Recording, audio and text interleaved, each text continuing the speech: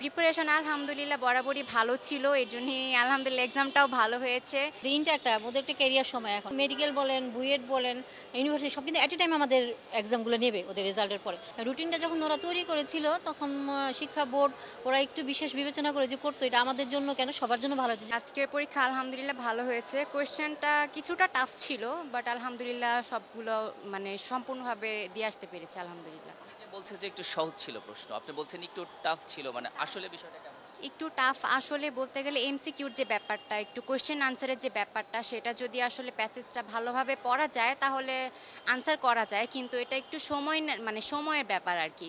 মানে অনেকের জন্য আর কি অ্যাভারেজলি একটু কঠিন লাগতে পারে আর কি, অনেকে যারা প্যাসেজটা ঠিক মতো বুঝবে না তাদের জন্য একটু কঠিন লাগতে পারে। প্রিপারেশন কেমন ছিল আপনার?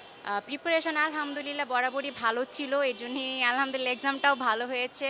বিগত এক্সামগুলো খুব ভালো করে দিয়েছি আর কি, মনের মতো করে দিয়েছি আর কি। বৃষ্টিতে এর আগের পরীক্ষাগুলোতে বৃষ্টি ছিল আমরা দেখেছি, কোনো ধরনের সমস্যা হয়েছিল আপনার?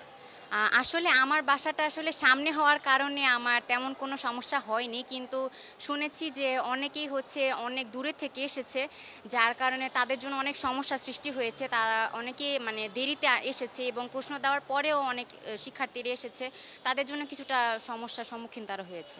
সামনের পরীক্ষা কেমন হবে আশা করছেন? সামনে পরীক্ষা আশা করি ভালোই হবে। আজকে মানে অল ওভার যদি বলতে চাই, পরিবেশ তারপর হচ্ছে জায়গা সব কিছুই সব ঠিক ছিল। প্রশ্নের মানও খুব ভালো ছিল এবার। আশা করছি সামনের পরীক্ষাগুলো ইনশাল্লাহ খুব ভালো হবে। সব মিলিয়ে একটা ভালো রেজাল্ট নিশ্চয়ই আশা করছি। জি ইনশাল্লাহ আশা করছি। সমস্যা তো অবশ্যই, যেহেতু এখন বৃষ্টির মাস, আর জুন জুলাইতে তো আমাদের এখানে সবসময় বৃষ্টি, তারপরে পাহাড়ি বন্যা ঢল এগুলো তো হচ্ছেই। যখন মানে রুটিনটা আসলে আমরা সবাই বলতে চাচ্ছিলাম যে রুটিনটা যখন ওরা তৈরি করেছিল তখন শিক্ষা বোর্ড ওরা একটু বিশেষ বিবেচনা করে যে করতো, এটা আমাদের জন্য কেন সবার জন্য ভালো হচ্ছে। যেমন ওই যে সিলেট অঞ্চলে যে ওদের পরীক্ষাগুলো, যেটা কারণ এটা হলো ওদের যে একটা মানে শেষ সময় যে পরীক্ষাগুলো, যেটা ওদের একটা ক্যারিয়ার সময় এখন এখন মেডিকেল বলেন, বুয়েট বলেন, ইউনিভার্সিটি সব কিন্তু এট এ টাইম আমাদের এক্সামগুলো নেবে ওদের রেজাল্টের পরে। ওদের পরীক্ষা স্থগিত হয়ে গেছে। এখন ওদিক চিন্তা করে যদি এটা হতো, এটা সবার জন্যই ভালো হতো। আর এই যে বৃষ্টি হচ্ছে, বাচ্চারা এখন অসুস্থ হয়ে পড়ছে। যেমন সকালে আজকে আমার বাচ্চা তো জ্বর এসে পড়ছে, বাথরুম করতেছে।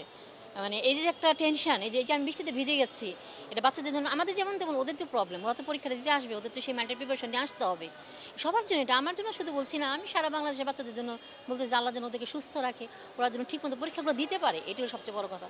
তারপর একটা যে রাস্তাঘাটে যখন কী অবস্থা, রিক্সা পাওয়া যায় না। সবচেয়ে বড় প্রবলেম হলো রিক্সা পাওয়া যাচ্ছে না, গাড়ি পাওয়া যাচ্ছে না, তো দূর থেকে মানুষ হেঁটে হেঁটে আসতেছে, এটা ওদের জন্য। বাচ্চা তো টেনশন করতেছে, একটা বাচ্চা আমরা যেমন তেমন চলে গেলাম, ওরা আর মেন্টাল যদি প্রিপারেশন ঠিক মতো আসলো, সেটা যদি এখানে দিতেই না পারলো, সেটা তো কেমন একটা হলো না। এটার জন্য আমাদের জন্য লাগতেছে। আমরা দোয়া করি আল্লাহ যেমন রাব্বুল আলামিন যেন অবশ্যই বাচ্চাদের সুস্থ রাখে, ভালো রাখে, ওরা যেন ঠিকঠাক মতো পরীক্ষাগুলো দিতে পারে। আমরা সবসময় এটাই কামনা করি, ওরা যেন সুস্থ থাকে। আল্লাহর কাছে এটা সবচেয়ে বড় নিয়ামত। ঠিক আছে, আসসালামু আলাইকুম, ফি আমানিল্লাহ।